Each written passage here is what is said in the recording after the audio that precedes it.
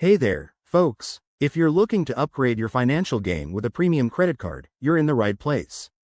Today, we're diving into how to get a Visa signature card. This isn't just any card. It's Visa's top-tier offering, packed with perks like travel insurance, concierge services, and exclusive rewards that can make your everyday life a whole lot smoother. Whether you're a frequent traveler or just want better cashback, let's break this down step by step so you can get started quickly. First things first, understand what a Visa signature card is. It's a high-end credit card issued by banks like Chase or Bank of America, but you need to meet certain criteria to qualify. Typically, you'll need a strong credit score, think 700 or higher, along with a solid income to show you can handle the spending limits. Step 1. Check your eligibility.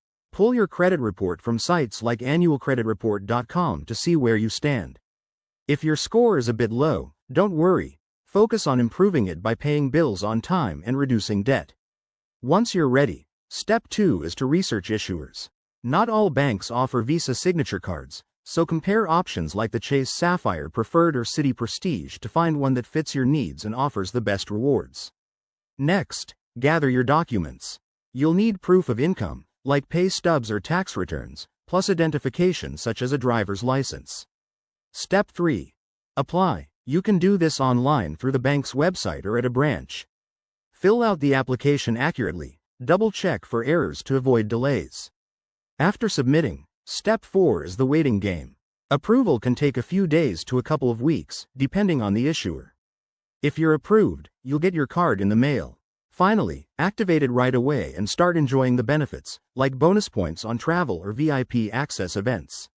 Remember, with great power comes great responsibility. Use your card wisely to build credit and avoid high interest if you carry a balance. If you follow these steps, you'll be swiping that Visa signature card in no time. Thanks for watching, and if you have questions, drop them in the comments below. Don't forget to like and subscribe for more financial tips.